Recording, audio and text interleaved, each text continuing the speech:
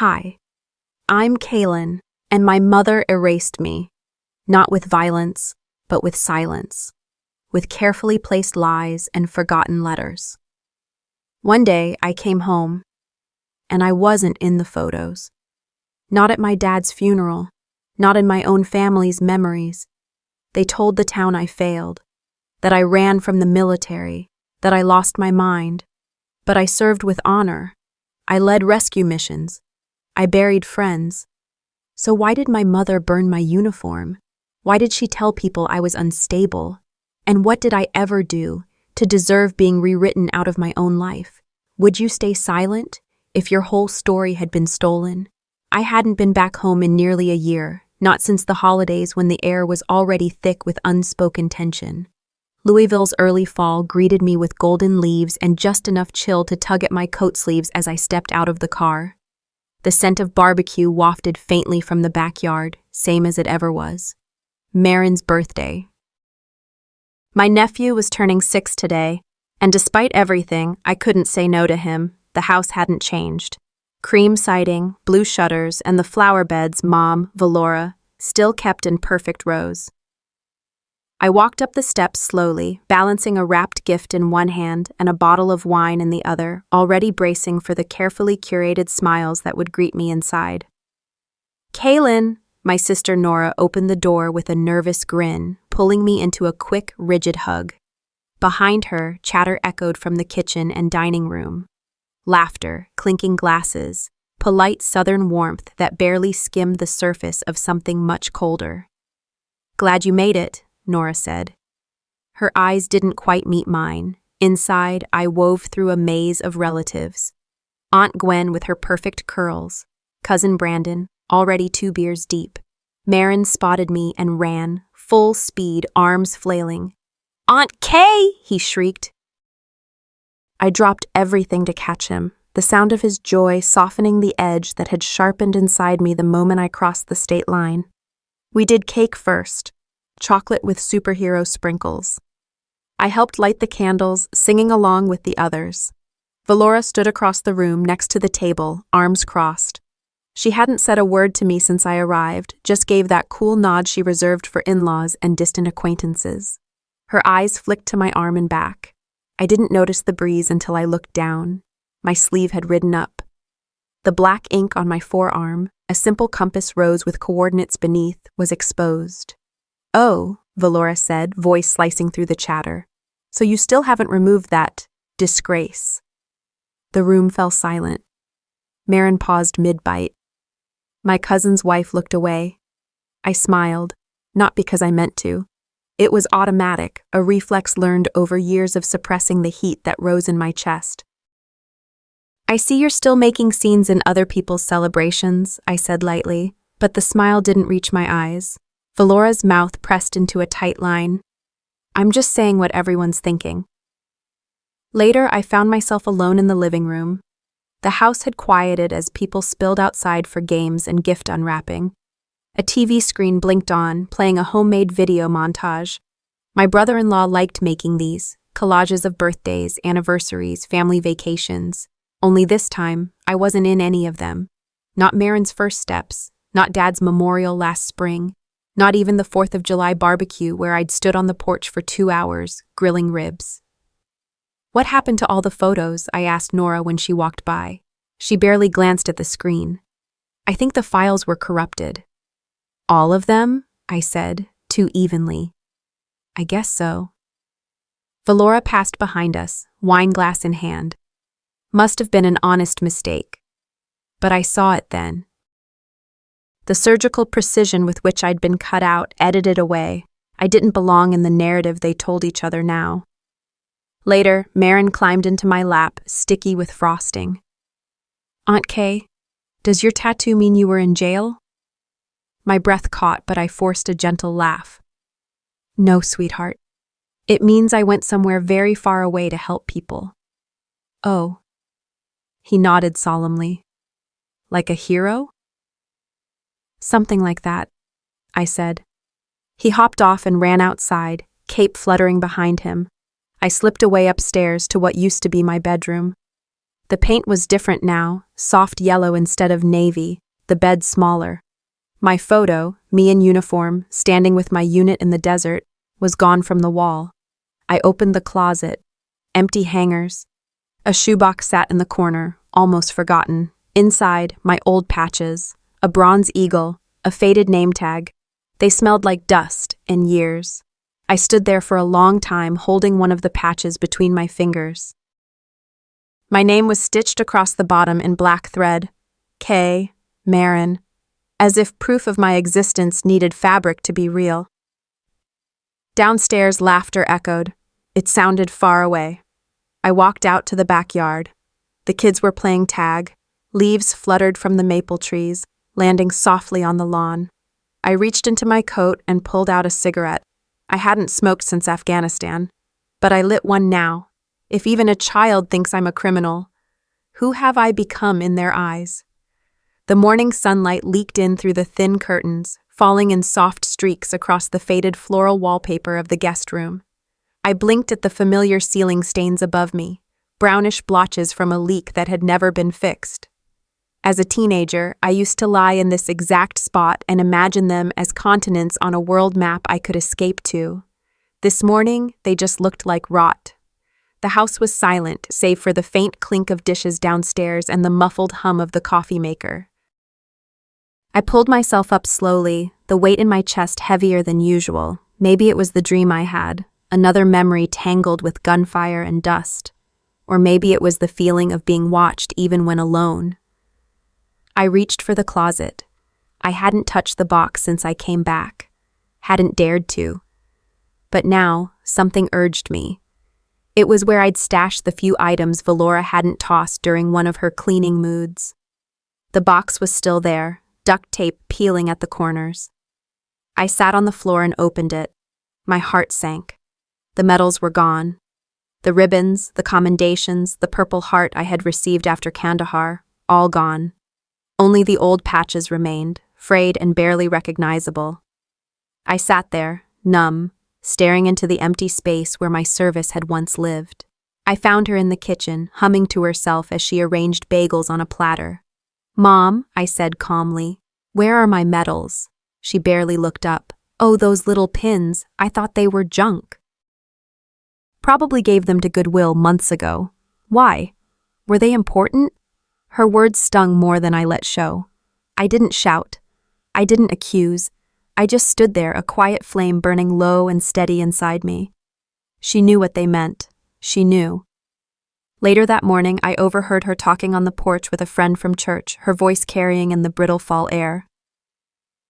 "She tried the military, you know," Valora said, as if discussing an old appliance. "But it wasn't for her. Just a few months. Poor thing couldn't handle the pressure." I stood behind the screen door, invisible, my fists clenched, nails pressing into skin. 3 tours, 13 years. Commanding a unit in search and rescue under gunfire. And now I was a fluke.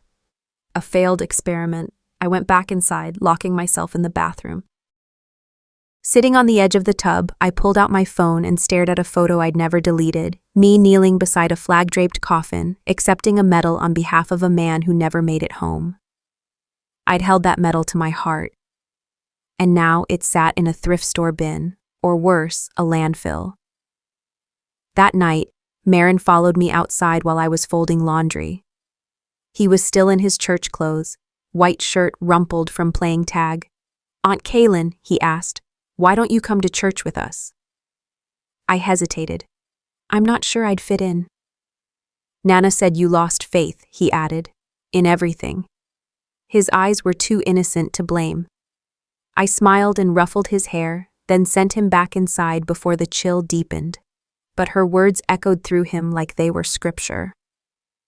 After dinner, I left the house without saying much and drove through the dusky streets until I found the VFW post on Maple Avenue.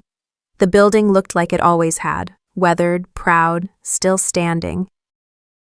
I parked outside but didn't get out. Inside, I imagined the voices of men and women who'd seen what I'd seen, who wouldn't question the weight behind a ribbon or dismiss a tattoo as shameful. I sat there, engine ticking, watching the neon sign flicker in the window. They can erase me from this house, but not from history.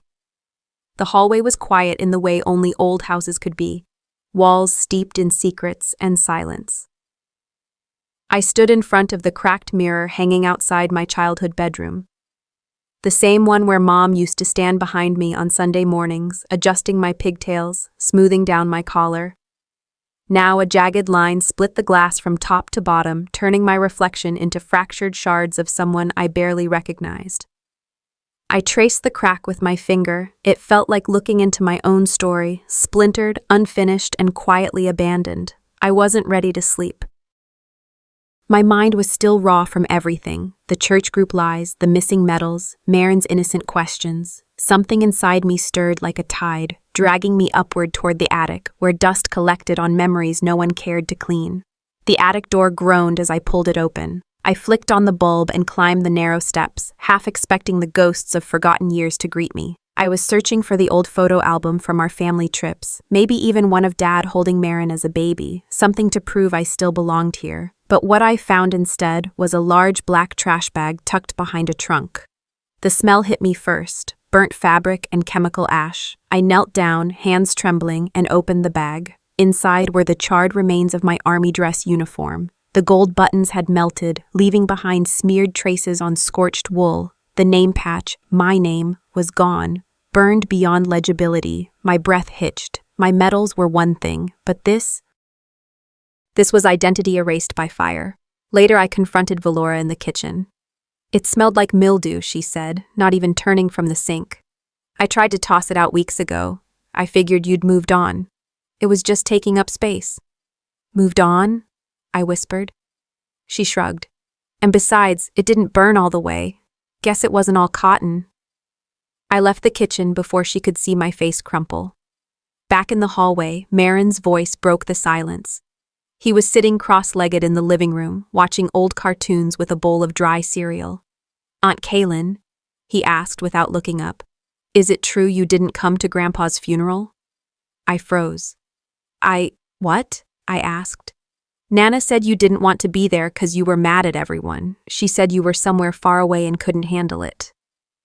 My legs gave way slowly until I was sitting beside him, cereal crunching under my shoes. The truth is, I didn't even know Dad had passed until 6 months after his funeral. I was overseas, deep in rescue operations following a hurricane in the Philippines. The Red Cross had sent me a letter. They were always more considerate than my own blood. That night, after Marin went to bed, I stood outside Valora's door. Why didn't you tell me? I asked through the crack. I didn't want to burden you, she replied calmly. You were saving lives. What good would it have done? It would have let me say goodbye. You always wanted to play soldier, she said. That's the life you chose. Her door clicked shut. Later, I sat in the backyard garden. It was overgrown now, vines twisting like accusations around broken trellises. My father and I had built this space together. We used to come out every Saturday, planting tomatoes, weeding, watching the world go by in the hush of summer heat. I knelt and began yanking weeds with fury, my fingers wrapping around roots like they were the necks of every lie I'd been fed. Dirt caked under my nails, my palms bled. But I kept pulling. That's when I noticed the corner of something peeking from beneath the porch step. Taking out the trash, I'd nudged the board loose. I reached down and yanked. A weather-worn folder was wedged in the dirt, its cover smeared with moisture and time. My name was scrawled on the front. Kaylin, deployment. My breath caught. I stood in the yard, folder in hand, heart pounding, and then, slowly, I flipped it open. The folder was dirtier than I expected. Dust clung to the edges, and the corners were soft with age. I sat on the porch steps, letting the last light of dusk fall across the cover, the faded words, deployment, barely legible. My hands trembled slightly as I flipped it open, heart bracing for the weight of the past. Inside were letters, some typed, some handwritten, commendations, unit updates, a blurry photocopy of a military obituary. My name was there, listed beside a fallen comrade, as co-lead on a recovery mission. I remembered that day like a brand on my skin, how we carried his body wrapped in silence, the air so thick with grief I could barely breathe. That mission had earned me a medal, one of the ones now donated to Goodwill, according to Valora. But this folder, this wasn't just forgotten, it was hidden. The envelope was still sealed, postmarked 6 years ago, sent to this address, unopened. I stared at it, the betrayal sharp, precise. I went inside. Valora was in the kitchen, wiping down already clean counters. She didn't even look up when I laid the folder on the table. "This was under the porch," I said evenly. She glanced down. "Oh, that old thing. You never gave it to me." "I must have forgotten," she replied, eyes cool. "You've always exaggerated things, Kaylin, always making everything so dramatic." "I was deployed, Mom," I snapped, quieter than a shout, but louder than I'd been in days. "This was part of my record. You hid it," she shrugged. "It's not like it changes anything." No, I thought, it changes everything. Dinner that night was a strained performance. Callista brought over takeout, Marin chattered about school, and Valora poured herself too much wine. It was normal in that brittle, terrifying way some families master, like holding a smile so long your face forgets how to drop it. Then Valora said it, casually, slicing through meatloaf like it was just any other night. "Some people just can't handle real life," she said. "So they run off playing soldier." My fork stopped mid-air. "I swear to God," I said slowly, "you say that again, and I'm gone." The table went still. Marin stared at his plate. Callista murmured something about needing more ketchup. Valora sipped her wine, unbothered. Afterward, I found myself walking the backyard, barefoot, like the garden might still offer some kind of peace, but even the weeds had stopped trying here. I thought of the hill in Afghanistan, the one with the sharp bend where we'd had to fire a warning shot to stop a truck, turned out to be nothing more than a goat herder too close to the wire. I was the one who fired. My hands had been shaking so badly that day, but the shot landed clean, precise. Warnings aren't always for them. Sometimes they're for you. The next morning, before a brunch Valora insisted we attend with some neighbors, she tossed a dress at me. "Wear this," she said. "No one wants to see all that ink while they're eating." The dress had long sleeves. I stared at it. I put it on, but not before tying the sleeves in a knot mid-bicep, letting the tattoo peek out defiantly. If she noticed, she didn't say a word. As we left, I placed my remaining pins, the ones she missed, on the kitchen counter, neatly aligned. "Next time you touch my things," I said, just loud enough for her to hear, "you'll find out what real disgrace looks like." Then I walked out the door. No plan, no destination, just gone. The diner lights flickered softly against the chrome accents of the truck stop cafe, casting a warm, buttery hue over formica tables and cracked vinyl booths. I sat alone, a lukewarm mug of coffee sitting untouched in front of me, the steam long since faded. My fingers traced idle circles on the rim as I stared down at the napkin I'd been sketching on. Jagged lines crossing and recrossing, as if my hand knew something my heart was still catching up to. My phone buzzed once, a soft vibration against the table. A text from Callista lit the screen. "Mom's upset. Come home." Home. What a generous word for a place where even my shadow had been scrubbed clean. I didn't answer. Instead, I stepped out into the crisp morning air and dialed the number I'd been too proud to admit still mattered, the HR contact from the nonprofit where I'd hoped to start fresh, working logistics for disaster relief. A job that echoed my old life, but came with fewer sirens and more second chances. "Kaylin!" The voice on the other end sounded pleasant at first, but it quickly turned awkward. "Listen, I meant to reach out earlier, but there's been a development." My stomach tightened. "What kind of development?" "Well," she cleared her throat, "your mother reached out last week. She said you've been having episodes. She was concerned you might not be ready for a full-time position. Mental health stuff." The blood drained from my face. I tried to breathe. You canceled the interview because of that? There was a pause. We just needed more clarity, that's all. It's a sensitive role. I hope you understand. But I didn't. Not really. I ended the call without another word. The napkin with its angry black scribbles fluttered to the floor as I stood and threw a 20 on the table. The waitress, a woman with soft eyes and a silence that felt sacred, refilled my coffee anyway.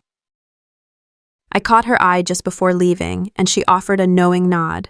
No judgment, just quiet solidarity. In the car, I gripped the steering wheel until my knuckles paled. Every time I tried to step forward, Valora managed to pull the rug out from under me with one hand while fluffing the couch pillows with the other. You didn't just hurt me, you rewrote me. The words simmered, threatening to boil over. I pulled into the gravel lot of the county clerk's office. An old curiosity gnawed at me, one that had taken root months ago when an offhanded email from an estate planner mentioned I wasn't listed on any active family holdings. Inside, the receptionist tapped away at her computer while I explained my request. She blinked twice, then pulled up the file. "Oh, huh," she said. "Looks like your name was removed from the family trust about 3 years ago." I frowned. "Removed?" "Yep. Request was filed citing abandonment of residence and familial obligations. Signed by Valora K. Ray." My mouth opened, but no words followed. The walls felt like they were closing in, the air growing thinner. "Is there any way to contest that?" I finally asked. "Not retroactively, unless there's proof of coercion or forgery," she replied. "I'm sorry." Valora had laid legal groundwork for erasing me long before I ever returned. I wasn't just unwelcome. I'd been disinherited, deemed irrelevant by bureaucratic ink. Back in my car, my hands trembled as I fired up the engine, but I didn't leave yet. I couldn't. I needed to see someone. Someone who remembered who I was before Valora's whitewashed version took root. Instead, fate brought me someone else. Outside the coffee shop next door stood the town pastor, Father Donald, hands full of donuts and sermon notes. His eyes widened as I stepped out of my car. "Kaylin," he said with a cautious smile. "It's been a while." I nodded. "I hear you performed my father's funeral." His expression faltered. "Yes, I was told you declined to attend. Something about bitterness. I'm sorry, I shouldn't have." I raised a hand. "You don't have to explain, just know that wasn't the truth." He lowered his eyes as if shamed by a guilt not his to carry.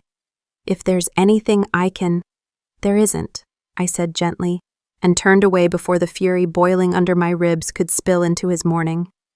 Inside the car, I stared at the dashboard, the numbers on the clock blurring. It was still early, but not too early to make a call. I dialed Valora, straight to voicemail. My voice was calm, measured, but it shook with the weight of what had finally snapped. "You didn't just hurt me, you rewrote me, you erased me, and I'm done being quiet." I hung up. Then I started the engine, not to return home, but to drive past the town limits, toward the only person who might still remember my truth. Colonel Dre, my old commanding officer, the one person whose respect I hadn't yet lost. I eased off the highway and breathed in dusty air as I rolled into Shelbyville. Colonel Dre's ranch house sat at the edge of a woodline, a squat, weather-worn farmhouse with paint peeling at the gates, posts leaning, and a dusty truck parked out front. Late afternoon sun stretched long shadows across the yard. My military boots felt heavy with every step up his porch. He opened the door before I could knock. His face, lined and steady, lit up with the kind of surprise that carries warmth. "Didn't expect a visit from my best sharpshooter," he said with a soft chuckle. He wore jeans, suspenders, and his old felt hat, exactly how I remember him. I almost smiled back until memory sharpened, and I reminded myself why I was here. Inside, the house smelled of strong tea, old leather, and grass drying in the sun. Dre motioned for me to sit at the kitchen table, a dusty lamp lit, and goats bleating in the distance. He had a box of letters, edges worn, stamps from small towns, stacked neatly beside his china tea set. "This came for you," he said, handing me an envelope yellowed with age. Thought you already had these. One by one, I opened them. Letters from his commanding officer reporting my deployments. Updates about how I held the line when others faltered. Praise, recommendations, photos. One letter, lined with dignity and pain, described a recovery mission where I co-led extracting injured civilians.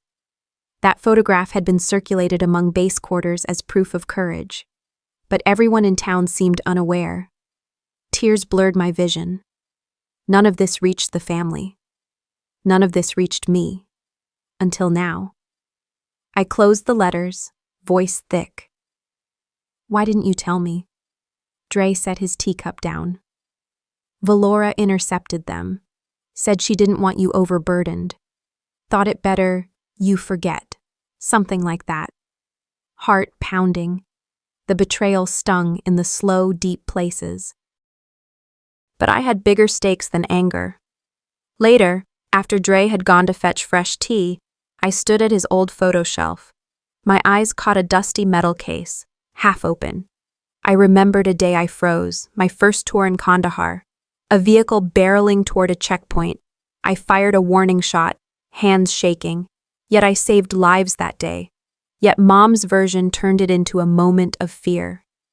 When Dre returned, I asked about the VA, my benefits, my medical records, the aid I should have had. He frowned.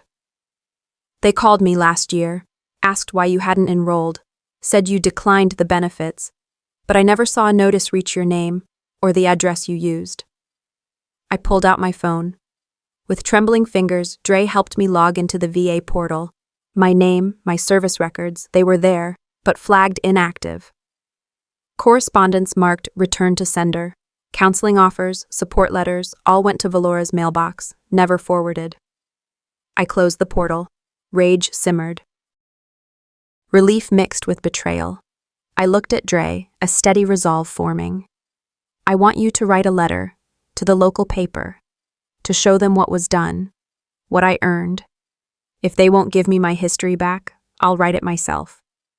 He nodded. The weight of what I'd missed, what was stolen, settled in my bones. I rose to leave. Dre walked me to the gate. As I stepped off his property, he surprised me by pulling a sealed envelope from his breast pocket. Valora's handwriting. For Kaylin, if she ever comes back. My throat caught. I looked at the envelope against the fading light, knowing what it meant. Not just a gesture, but an unspoken acknowledgement. I drove into Willowtown beneath a sky washed in slate gray. The headlights cut through the dim, early evening air, and every mile felt heavier, like the weight in my chest was made of sediment. I recognized the familiar curve of Main Street, the old church steeple still standing guard over rusted signs, falling paint, and flower beds nobody watered anymore. I parked outside the house Mom still owned, though part of me wondered how much of home was left to own. Callista was waiting on the porch. She stood there, arms crossed around herself like she was bracing against the cold. When I stepped up, she opened her arms in a hug tighter than I expected, warm but trembling. "I'm glad you came back," she said, her voice barely louder than the wind. Inside, the house smelled of aging wood and carpet cleaner. Valora sat by the living room window, sipping tea, watching shadows lengthen on the floor. Mom's voice was quiet when she saw me. She didn't stand. She didn't ask me how I was. She just nodded, as if acknowledging someone she once knew. Later, in the kitchen, I caught Callista closing the living room door behind her. The weight in her eyes didn't hide well. "I need to ask," I said, voice low. "Did you know anything about the trust changes, or those letters that never got to me?" Callista hesitated. She placed a dish in the sink, her hands trembling enough I saw it. "I knew Mom was hiding something," she said finally. "But I didn't know what. I didn't want to believe."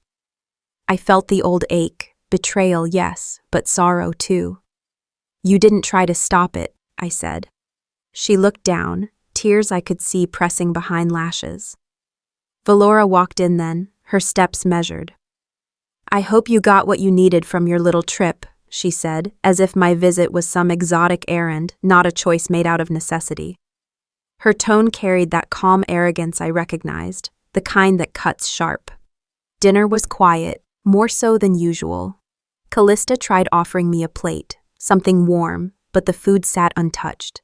I watched Mom's eyes flick to the scar I'd made on my arm, ink peeking where my sleeves had ridden up.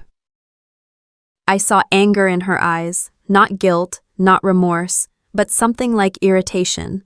That night, the pastor arrived. He walked inside, dragging the scent of incense and linen. Valora had invited him, supposedly to help bring us back together. He spoke in soft tones about forgiveness, how families needed to heal and remember. I listened, arms folded, nodding privately. After he left, I found Valora in the back hall. "You used him," I said. She smiled thinly. "People forgive what they're told to forgive." I felt my voice sharpen. "Forgive what? The lies? The letters you hid? The identity you erased?" Her silence was her answer. Later, I couldn't eat. The tension in the air was so thick I tasted it. Callista tried to break it with small talk, school, weather, Marin's drawings, but the words felt useless. Mom didn't speak beyond necessary. Then my phone buzzed. A message from someone I used to know. It said, "Why are people saying you faked PTSD?" My breath caught. I stared at the screen, bitterness and fear tangled together. Someone was spreading rumors. Someone believed Valora's version of everything, and now my reputation was being painted with her lies. I stood then, quietly. The room, the table, the walls, they'd all been silent witnesses too long. I woke to the soft rumble of thunder rolling over Willowtown, the gray morning light barely filtering through the rain-slicked windows. My phone lit up with dozens of notifications, texts, missed calls, and a few voicemails from unfamiliar numbers. As I scrolled through them, the pit in my stomach grew heavier. Someone had leaked my story, twisted and deformed into something almost unrecognizable. "Dishonorable discharge," one post read. "She made the PTSD up for sympathy," another sneered. A storm was coming, both inside and out, and I had no doubt who stood behind it. Valora had always been good at silence, but lately she'd mastered weaponizing the noise. By noon, I got the text from Callista. Mom scheduled a family healing meeting at the church rec room. 3 p.m. She says it's for closure. I stared at the screen. Closure. That was rich. I had no intention of sitting silently while Valora continued writing a version of me that the town would swallow whole. I texted Callista back. "Thanks. I'll be there." The church rec room smelled like stale coffee and hymnals. Rows of folding chairs had been lined up, a refreshment table awkwardly set with plastic cups and a tray of sugar cookies. I stepped inside and immediately felt the weight of every eye turning toward me. Valora stood near the front, arms folded, dressed in her Sunday best. Her face carried that look she'd worn at every PTA meeting and funeral, composed, gracious, untouchable. To her left sat Pastor Gilmore, the man who had once given a lukewarm sermon at my father's funeral. On her right, Aunt Trudy. Several cousins I hadn't seen in years lined the back wall like silent judges. Callista sat by the exit. She gave me a hesitant nod, her hands clutched tightly in her lap. Valora opened the meeting with a warm smile, her voice calm and gentle. "We're here today, not to blame, but to heal. My daughter has been through a lot, and sometimes when people go through trauma, they see things that aren't quite true." There it was, the dismissal, the quiet unraveling of everything I had fought for. Pastor Gilmore chimed in with a verse about forgiveness, something about unity and coming together as a flock. It was all so rehearsed, so polite, so deeply false. I took a breath and walked forward, pulling the folded papers from my bag. I held up the VA letter. "This is from the Department of Veterans Affairs. It confirms I was approved for full benefits, housing, counseling, health care. Benefits I never received because someone at this address intercepted and discarded every letter." Gasps, murmurs. Valora's smile faltered, but she recovered quickly. "That could be fabricated," she said coolly. "Anyone can print a letter these days." "I thought you might say that." I pulled out my phone and pressed play. The recording crackled, Valora's voice unmistakable. "I needed the checks. She wouldn't understand. It's not like she used that stuff anyway. She was always dramatic about her little medals. The room fell silent. Aunt Trudy turned sharply toward Valora, her face drawn tight with fury. Callista burst into tears. Valora tried to stand, but someone blocked her path. "You lied about her military benefits?" Aunt Trudy hissed. "To us? To the church?" This is being twisted," Valora shouted, but her voice had lost its rhythm, its grace. "You people don't know what it's been like, raising a daughter like her."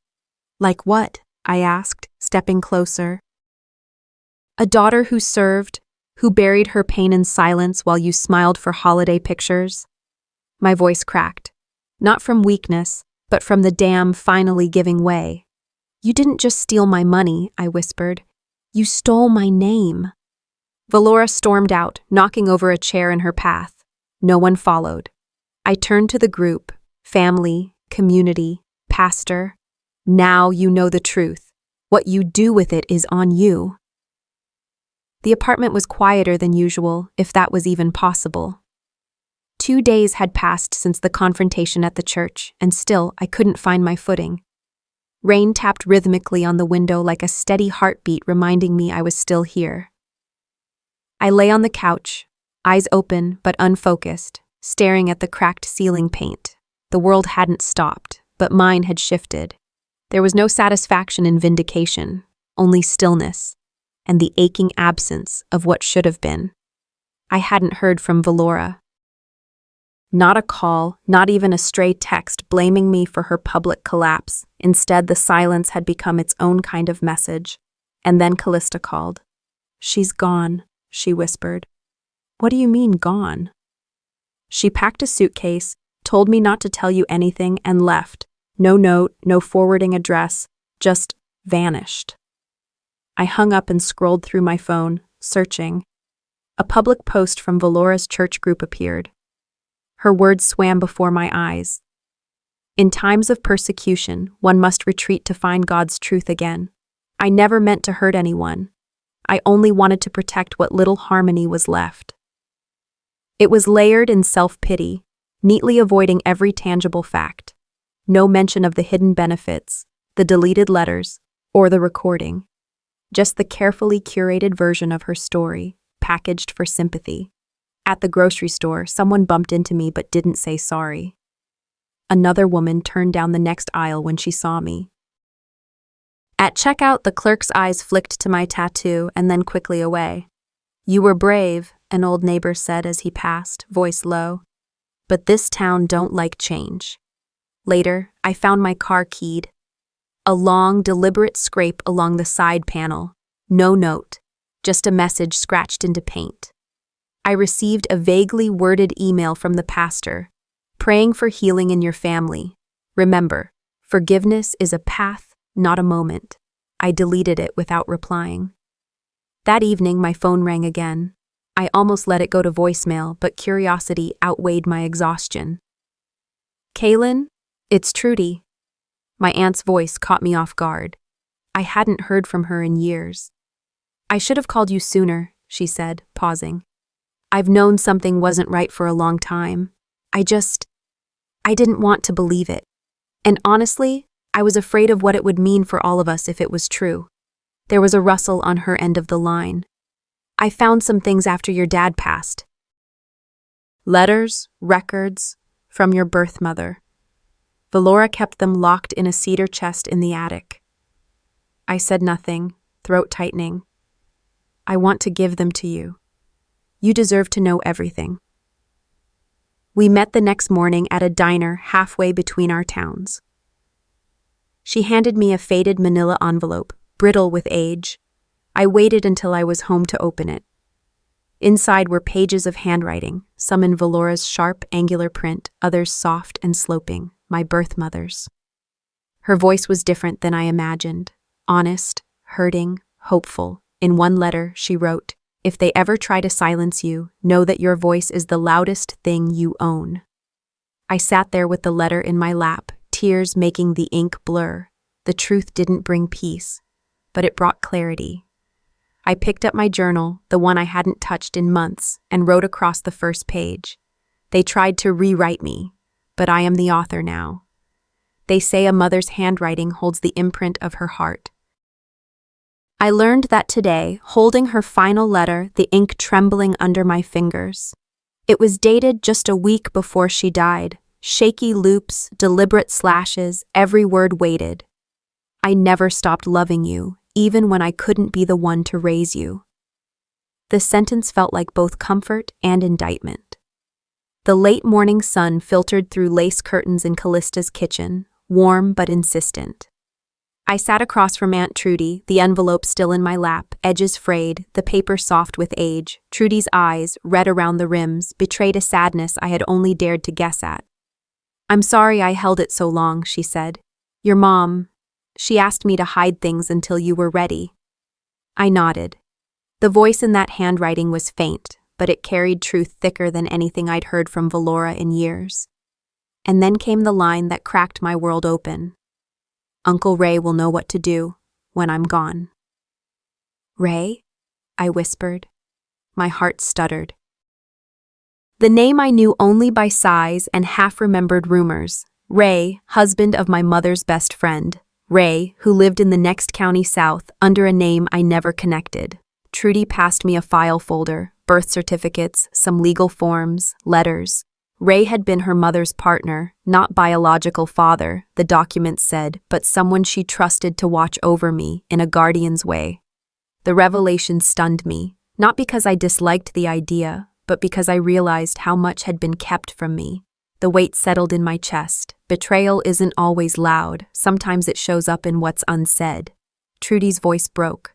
She wanted you to know someday, but Valora insisted silence was safer, for everyone, for her reputation, for peace. I closed my eyes, remembering childhood Sunday mornings, the way Mom's eyes would linger over her Bible, the way Valora would speak in hushed tones after. Later, I returned home and the mailbox held a plain, unmarked envelope. My breath caught when I recognized the handwriting, neither angry nor distant. It was a note, a clipped piece of apology, but what struck me most was the signature, R. Inside, newspaper clippings about my confrontation, community whispers, a photo of me stepping into the sun, defiant with the recording in hand. The note read, "I've watched you become someone your mother would be proud of. R." For a moment, the world felt alive again.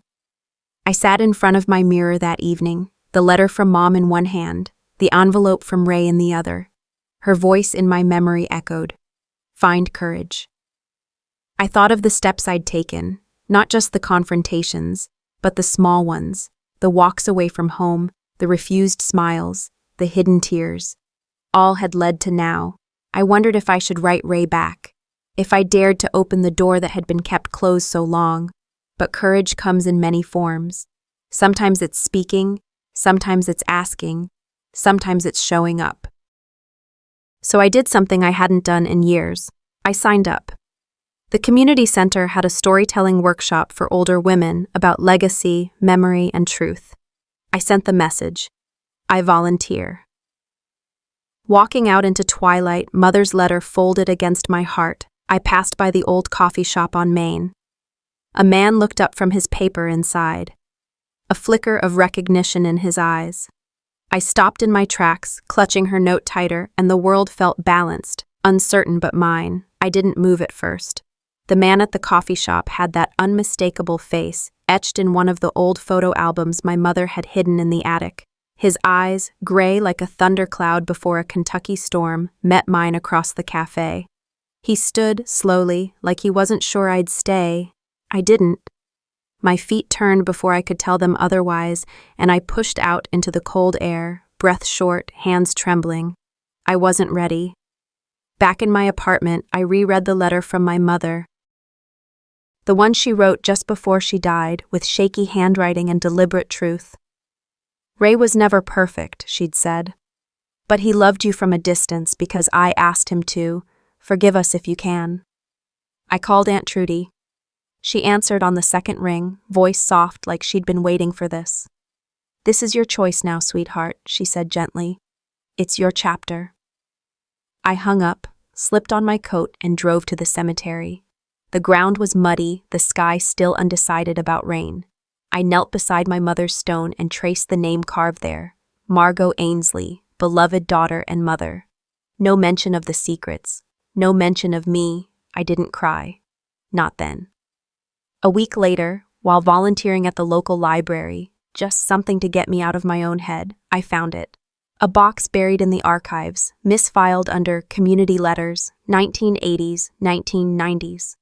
My hands trembled as I opened the lid. Inside were dozens of envelopes.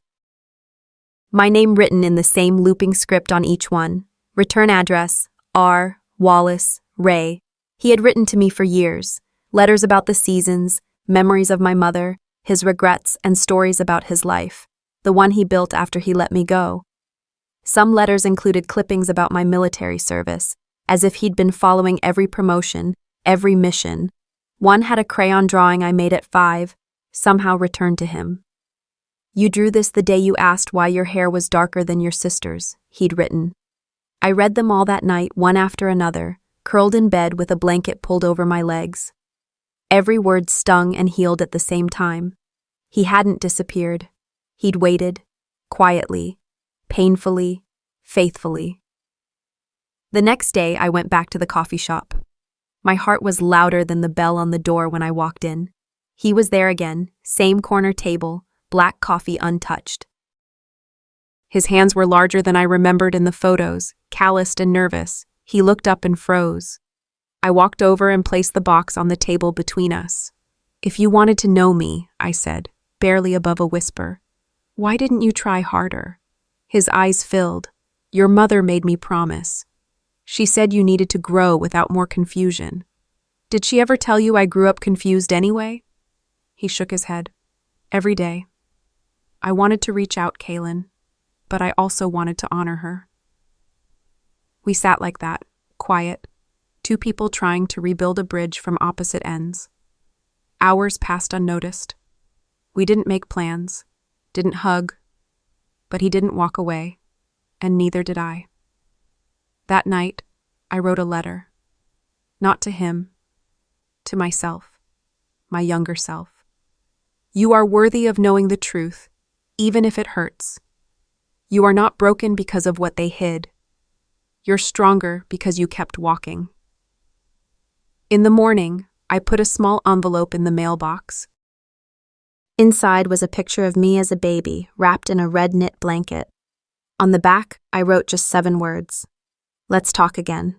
Maybe next time about Mom.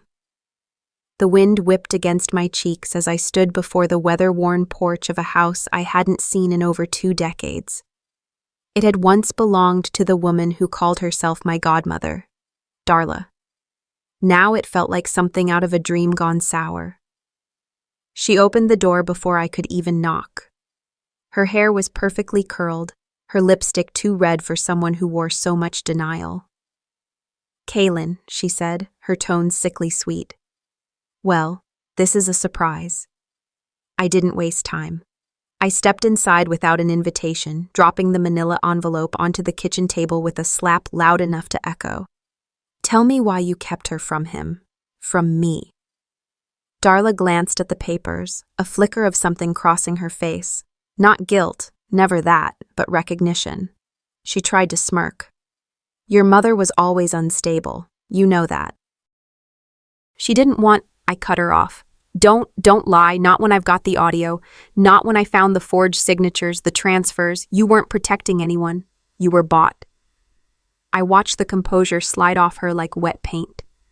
She tried to laugh, but it was thin and cracked. She tried to run, she whispered. I didn't let her. I didn't say anything. I let the silence carry every truth she wouldn't. As I turned to leave, I stopped at the doorway. I'll let the lawyers speak to you next. Filing the civil suit took less than a week. Between the bank documents from my mother's old law firm, the interviews with Ray, Aunt Trudy, and even the neighbors who remembered the nights my mother cried behind closed blinds, our case was solid. Darla had never legally owned the house she squatted in for years. It had always been my mother's, passed to me quietly through the last remaining will she'd managed to file before Darla stepped in. Reclaiming it wasn't just about bricks and beams, it was a reclamation of something else. My story, my bloodline, my dignity. Ray was quieter during this time, showing up when I needed him, but never asking for more than I was ready to give. We shared coffee on Tuesday mornings. He'd nod, sometimes smile, sometimes not. I let the silence between us fill with possibility, not resentment. One afternoon, while clearing out the attic of what was now rightfully mine, I found it, tucked inside an old wooden dollhouse, a letter, yellowed but unsealed. If Kaylin ever reads this, you are the fire they feared and the light they tried to dim. Don't ever let them win. I pressed the letter to my chest and wept, not for loss, but for every stolen moment I had finally reclaimed. Weeks later, I stood before a crowd at a local legal forum for women's rights. The mic felt cold in my hand, but my voice never shook. They tried to erase her. They couldn't, I said.